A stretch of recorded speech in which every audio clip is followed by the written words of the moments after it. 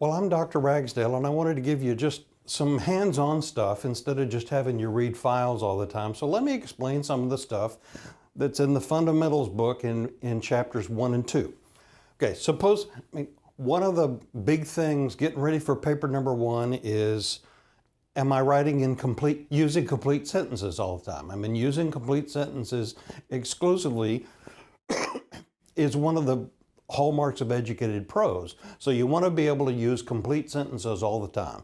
Well, how do you tell if they're complete or not? A lot of people think they know, and some people are right and some people are wrong, and some people just go by, does it feel complete to me or does it feel incomplete? You can't go by that. That's too subjective, and I'll show you why. But basically, here's how it works. Let me give you something that's firmer than it feels complete to me. Okay, suppose somebody gives you a string of words. I won't even call this a sentence because it might not be a sentence. If somebody gives you a string of words and you're trying to decide, is this thing a complete sentence that's okay to use in our papers? The first decision you have to make, you come to this fork in the road and you have to decide, is this thing a phrase or is it a clause? Okay, now what's a phrase? You remember from chapter 1 in the book, a phrase does not have a subject. You want to think of it that way. A phrase does not have a subject and a complete verb working together. So a phrase is the most basic of things. A phrase may have a subject with a couple of words. It might have a verb with a couple of words, but it doesn't have both of them. Or it might have a verb that's incomplete. You remember in chapter 1 it talks about there are 2 types of verbs that are incomplete. ING words are incomplete. So if you said, Fred driving to Dallas, I mean, something sounds peculiar about that. It's because driving's not a complete verb. It sounds verb-like, but ING words by themselves are never complete verbs. So Fred driving to Dallas is not a complete sentence because it didn't have a complete verb. Those ING words have to have those little helping verbs like was driving, is driving, will be driving, that sort of thing, okay? So a phrase doesn't have a subject and a complete verb working together. It's the most basic, the most fundamental of things. How often can a phrase be a complete sentence? 0% of the time. It can never be a complete sentence. A phrase doesn't have the minimal equipment to be a complete sentence, okay? So if you have a string of words, if somebody gives you something like, by the mall. I mean, you can look at that. The first thing you look for is, you're trying to look for a subject and a verb. It's wisest, I think, look for the verb first, okay? By the mall. Where's the verb? Well, there isn't one. So if there's no verb, you don't even have to look for anything else. So worry about the verb before you worry about the subject, okay? So a phrase, again, is the most fundamental. If you decide that, and that's all in chapter 1. Chapter 1 is all about phrases. If you decide the string of words is a clause, then that's a step in the right direction. Because can a clause be a complete sentence? Some of them are and some of them aren't. So let's say clauses, let's say 50% of clauses are complete sentences and the other 50% are not. But at least if you have a clause, there's a chance that you have a complete sentence. And what you'll find is there's one other determination that you need to make. Okay? How can you recognize a clause? A clause has a complete verb. Okay? It has a complete verb and it has a subject doing that verb. Okay? As long as you have a subject and a complete verb working together, you've got a clause. Let me give you an example. Okay? If you had Bill and his sister Marcia,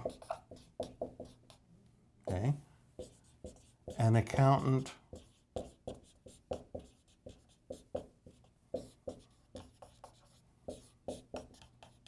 okay, what is this? Bill and his sister Marcia, an accountant from Utah. Well, the first thing, it's long enough to be a sentence, but you can't go by length. So the first thing you look for is the verb. Where's the verb? Bill and his sister Marcia, an accountant from Utah. Well, you look for the verb and you're not going to find one. So regardless of the length didn't tell you anything. You could have a 2-word sentence if you wanted to. But there's no verb, so that tells you this thing must be a phrase. If you had, suppose you say, that's a long thing, but basically there's no verb, there's no action verb does an action. Linking verbs are forms of to be, is, are, was, were. Okay? So if you say, Bill and his sister Marcia, an accountant from Utah, comma, flew home, now you got a clause. Okay, now you got a clause. You got a compound subject, Bill and his sister, and then you have that. So now that tells us that at least we're in clause territory. So if you have a subject and complete verb working together, then you're in clause territory. But there's one other determination you have to make. There's another fork in the road. And let me show you. There are strong clauses, and these are called independent. Okay? Strong clauses are called independent clauses. And then there are weak clauses down here, and we call those subordinate clauses. For instance, subordinate, if you have a job somewhere and there's somebody who's subordinate to you at the job, what does that mean? That means they're less powerful, they make less money, they have to listen to you. So sub, obviously like submarine, sub means under. So subordinate means, in terms of clauses, these are the weak ones. They're underneath these. An independent clause, independent means just what it sounds like. If you got an independent clause, this can be a sentence all by itself. It's independent, it doesn't need anything else. It is self-sufficient sort of thing. So our ultimate goal is all of our sentences have to have an independent clause in them. Once you got an independent clause, that's the lowest common denominator you have to have for a sentence. Once you have an independent clause, then you can hook other stuff onto it. But you have to at least have an independent clause to have a complete sentence. Okay, now let's look at this, but some clauses aren't that. Let me show you. Suppose you say,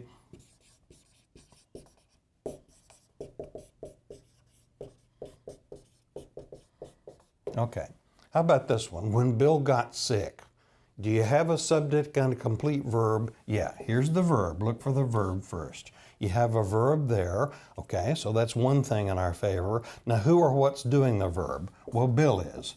Bill got sick. So Bill is the subject, got sick is the verb. So at least we know we have a clause. Okay, but then we come to this next fork in the road. We have a clause. We have to figure out, is that a strong one that can be a complete sentence by itself? Or is it a weak one, a subordinate one that can't be? Okay, that's when we come to this thing. When, the word when, this is in the book. If you find the page, I want to say 40-ish, 40. On page 40 in the book, there's a box at the top that has subordinating conjunctions. They're called subordinating conjunctions because whatever you hook them onto becomes subordinate. When is on that list. When is a subordinating conjunction. So if you say Bill got sick, that could be an independent clause. Bill got sick, you have a complete verb and you have a subject working with it.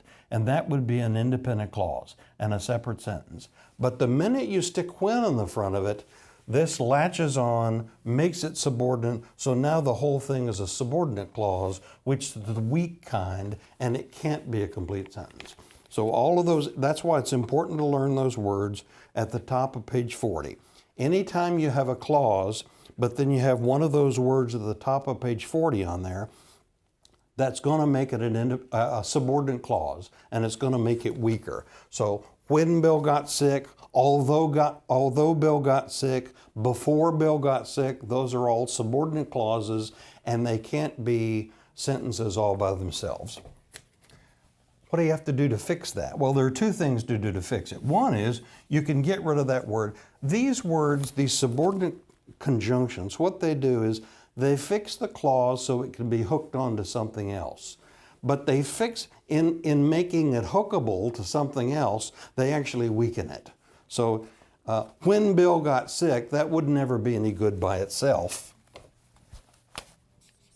It's only good if you hook, this is a subordinate clause, it's only good if you hook it to something independent. Like when Bill got sick, comma, he had to miss the party, that sort of thing. So this will never be, because of this culprit, this will never be a sentence by itself.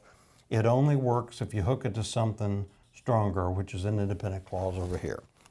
Okay, so if you ever have a clause with one of those words at the top of page 40 hooked onto the front of it, that weakens it and makes it a subordinate clause. So they can't stand by themselves. So there are two ways of fixing that. Like I said, once you recognize that this is a subordinate piece, you can either hook an independent clause, which is stronger, or you can get rid of this word that weakens it. Now if you just say, Bill got sick, you're fine.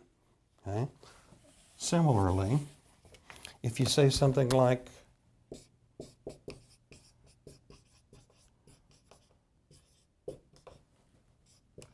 suppose you say, he flew to Oklahoma.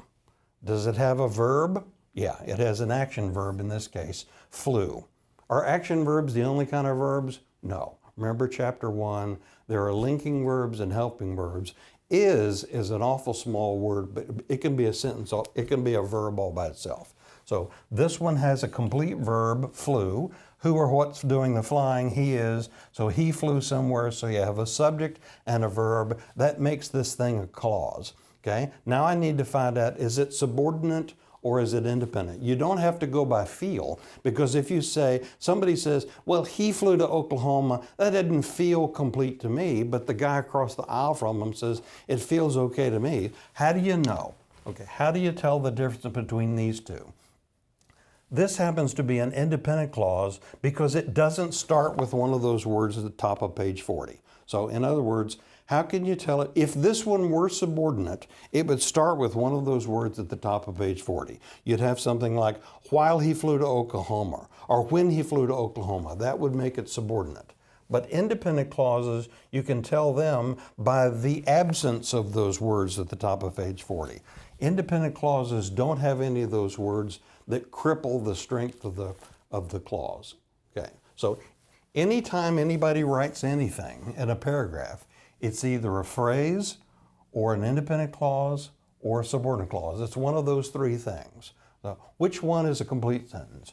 Only an independent clause is a complete sentence. A subordinate clause is not a complete sentence, and a phrase is not a complete sentence. Let's look at a couple of examples in the book, just sort of to drive this home. Look on page 36. Okay, it says exercise set number 2 on page 36. It says, here's another group of words to test your ability to tell phrases from clauses. Can you tell which ones are which? Let's look at number 2, for instance. This is page 36, exercise set 2. Look at sentence number 2. I say sentence. Look at string of words number 2. Participating in project graduation at their own high school in Conroe. Okay? Take that string of words and we come to the first fork on the road. You have to decide. Participating in project graduation at their own high school in Conroe. Is that a phrase or is that a clause? Okay? What do you do first? Look for the verb first. Look for the verb first. If there's a verb, figure out who or what is doing the verb. And once you've got that, then look for subordinating word. Okay? Participating at project graduation at their own high school in Conroe. Do you have, is that a clause or not? Well, look for a verb. And the answer is, it's not a clause because you don't have a complete verb. The only thing you got is participating. Now, participating looks verb-like, but it's not. It's one of those ing words. You remember, ing words by themselves are never complete verbs. So participating is not a complete verb, and the rest of the stuff is just prepositional phrase. In project graduation, prepositional phrase. At their own high school, prepositional phrase. In Conroe, prepositional phrase. So number 2 doesn't have the minimal stuff that's required for a complete sentence, or even to be a clause. So number 2 is merely a phrase. Okay, look at 4 for a minute. Theodore Dreiser. the author of the novel An American Tragedy. Okay? Theodore Dreiser, the author of the novel An American Tragedy. Is that, we come back to this thing, is that a phrase or is it a clause? Well, what do? The first thing you do is you look for a verb. So Theodore Dreiser, the author of the novel, is author a verb? Not in this case, right? The author tells you it's a person, right? The author, any word that starts with the or a is going to be a noun. So author is a noun, a person who does something. And novel is not a verb. So you look at number 4, there's no verb. So there's no verb, so it can't go down here to clause territory. Because there's no verb, you realize you merely have a phrase. So 4 is merely a phrase. Okay? Now look at 7. Okay, look at 7. Although she sang in a rock group in the late 1980s. Okay, is that a complete sentence? No, it's not a complete sentence. But let's see why. So go back to here. Although she sang in a rock group in the late 1980s. The first thing you got to find is a verb. Is there a verb in that one? Yeah. Sang is a verb, okay? Sang is a verb, so at least it's a complete verb. It's got more going on than 2 and 4 have, because 7 has a verb. Sang in a rock group, okay? So we got a complete verb. Who or what's doing the singing? Well, she is the subject of that. So she sang in a rock group in the late 1980s. So because of that, we can tell now we're down here in clause area. She sang in a rock group in the late 1980s. That's a clause. So it has a chance to be a complete sentence, but look what it starts with. It starts with although. And she sang in a rock group in the late 1980s. That would be an independent clause, except for the fact that it's got although in the front of it. And although is one of those words on page 40. It's one of those subordinating conjunctions. So although hooks on the front of that clause and sort of cripples the clause and keeps it from being a strong clause. So it's still a clause, but it's a weak one because although makes it weak. So if we got a clause here, we come to this other fork in the road. Although tells us now we have to go in here. Although is one of these subordinating conjunctions, subordinate clauses, and it can't be a sentence all by itself. Okay? That way you don't have to worry, does it feel complete to me? Does it sound complete to you? Don't go by that. Go by, it has a subject and a complete verb. That makes it a clause, but it's got although in the front of it, which pulls the rug out from under the strength of the clause and makes it a subordinate one. Although is what makes that not a complete sentence. Now look at 6. Look at 6. It's actually a word or so shorter, but 6 is a little different. 6. Senator Benson died in 2006 after a stroke. Okay? Okay, we go back to here. Does it have a verb, a strong verb in it? Died, yeah, died is a strong verb. Died is a complete verb. If you had dying, that wouldn't be. Or if you had to die, that wouldn't be either, because that's an infinitive. But died is an action verb, okay? So that's got more than number 2 had. So died, who or what did the dying? Senator Benson did. So Senator Benson died in 2006. So that tells, died has a subject, Senator Benson, which tells us it has to be a clause. Does it have one of those crippling words on the front of it? No. So the absence of one of the subordinate conjunctions means Senator Benson died in 2006 after a stroke. That's a strong clause. So that one can be a sentence all by itself. If you hooked when on the front, now you're up a creek. Now you don't have a complete sentence. But the absence of one of those crippling words at the front means that this is a complete clause. It's a strong clause, and it can be a sentence all by itself. Look at 8. 8 is a little similar because we're still talking about vice presidents.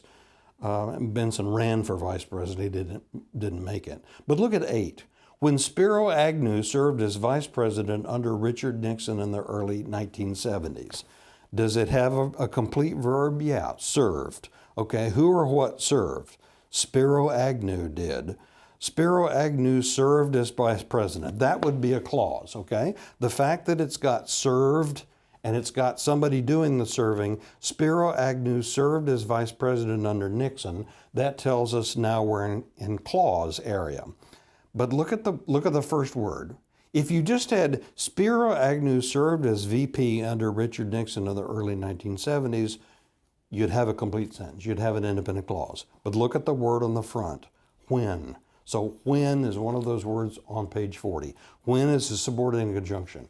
When latches onto the front of that like a barnacle or something, and it weakens that whole clause and keeps the clause from being strong. So it's a subordinate clause. It is a clause. It does have a subject and complete verb, but it's weakened by the fact that it has when on the front of it. See, 6 is better off because 6 didn't have one of those compromising words on the front. Okay. Look at 5 for a minute. Senator Lloyd Bentsen, comma, the vice presidential nominee on the Democratic ticket with Michael Dukakis in 1988. Okay? Complete sentence or not. Senator Lloyd Bentsen, the VP nominee on the Democratic ticket with Dukakis in 1988. Okay, we come back to this. Okay, the first thing we do is we look for a verb. Where's the verb in number 5? Is nominee a verb? No. Nominate would be a verb, but a nominee is a person. It's a thing. It's a noun. Okay, and ticket is just a noun also. So you can look in 5 all day long and you're not going to find a verb. 5 doesn't have a complete verb in it. So even though it sounds kind of sophisticated, the guy knows his history, but 5 is not a complete sentence. It's merely a phrase because it doesn't have a complete verb. Okay, it doesn't have a complete verb. Let's look at one other page right quick. Okay, look on 48 and 49. Let's just do a couple of these. 48 and 49. This is a review exercise at the end of chapter 2. So at the end of this one, we will have read chapter 1 about phrases, chapter 2 about clauses. So let's put these to the test and see how much we absorbed. Okay, on 48, so the review exercise says the same thing. Some of these are clauses, some of them are phrases, and if they're clauses, you have to decide are they independent or the weak kind. Okay, look at number 1. Although Oprah Winfrey has made millions of dollars with her talk show. Okay, the first thing you look for is a verb. Does that one have a verb? Dollars. Is dollars a verb? No, dollars are things. Okay, talk show. If you say, Bill talked to the class, then talk is a verb. But if you're saying her talk show, that's a thing. So talk show is just a noun. So that's not a verb either. So dollars is just a noun. Talk show is just a noun. But has made is a verb. So in number 1, has made is a verb. Okay, now we look for who or what has made. Well, Oprah Winfrey has. So Oprah Winfrey has made millions of dollars. So that tells you that qualifies as a clause. Oprah Winfrey has made millions of dollars with her talk show. That's a clause. Now we come to this fork in the road. Is it a strong clause that can stand by itself as a complete sentence, or is it not? And how can you tell? Look on the front. Look at the first word, although. What kind of word is although? Go back to page 40. That's why you need to know those words at the top of page 40. They can mean the difference between a complete sentence and an incomplete sentence. So although is one of those subordinated conjunctions. If you just had Oprah Winfrey made millions of dollars with her talk show, that would be a strong independent clause. But the fact that it's got although in the front of it weakens that whole clause and means it's down here now. It's a subordinate clause, so that's no good. Okay? So 1 is a clause, but it's a subordinate clause, so it's not qualified to stand by itself. Look at 2. Byron Leftwich, this is true by the way, Byron Leftwich used to be a professional quarterback for the Jacksonville Jaguars of the NFL. Okay? Does it have a verb? Yeah, used to be. Used is a verb. Used to be is a verb. Okay, who used to be something? Byron Leftwich used to be. So used to be is a complete verb. Byron Leftwich is the subject. So Byron Leftwich used to be something or other. So that tells us that we got a clause. Byron Leftwich used to be something, and the professional quarterback finishes that clause. So this one is a clause. So we come down to this thing. So Byron Leftwich used to be a professional QB for the Jacksonville Jaguars. Is that, as clauses go, is that a strong one or a weak one? Well, does it have a subordinating conjunction up front to weaken it? No. Byron Leftwich is at the front of the sentence. So the absence of a subordinating conjunction means this one is free to operate on its own. So number 2 is a complete sentence. It's an independent clause. It's a complete sentence because it doesn't have one of those compromising subordinate conjunctions on the front. Let's see. Let's look at 8. We're not going to do all of these, but look at 8 on page 49. When novelist Mary Shelley wrote Frankenstein before the age of 22. I think she wrote Frankenstein when she was like 19 or 20. Okay. When novelist Mary Shelley wrote Frankenstein before the age of 22. Okay? It's a string of words. Is it a phrase or a clause? Well, do you have a verb? Yeah, wrote is a verb. If you write something, that's an action. So wrote is a past tense, and the tense doesn't make any difference. It can be present tense or past tense, doesn't make any difference. But wrote is an action verb. So she wrote, somebody wrote something. Okay, wrote is the verb. Who or what did that? Mary Shelley did. So Mary Shelley wrote something. Okay, it happens to be Frankenstein here. Mary Shelley wrote Frankenstein. That tells us we have a complete verb, we have a subject doing that verb, so we at least have a clause. Now the next thing we have to decide is, again, is it the independent type that can exist by itself as a complete sentence, or is it the weak kind that has to sit around as a fragment and just hope that an independent clause comes on that it can hook onto? Okay. Novelist Mary Shelley wrote Frankenstein before the age of 22. That would be an independent clause were it not for that when at the front of the sentence. Okay. Actually, it makes it not a sentence. Novelist Mary Shelley wrote so-and-so. That would be an independent clause, but the when on the front of it cripples the rest of the sentence and means means it's merely a subordinate clause. Okay. Now, again, let me show you one last thing. We're going kind of fast, but if you said, when Mary Shelley wrote Frankenstein, okay. If you had Mary Shelley wrote Frankenstein, that's an independent clause. The minute you put when on the front, again, this latches on like a barnacle to a ship. It latches onto that and makes that clause subordinate now. So this can't be a sentence by itself. When Mary Shelley wrote Frankenstein, it's almost like, oh, when Mary Shelley wrote Frankenstein, you wonder what happened next. So this can't be a sentence by itself. This is a subordinate clause up here. Okay? But you can make it legitimate if you put a comma there and put an independent clause after it, that actually props this up. When Mary Shelley wrote Frankenstein, let's say she became a very famous author.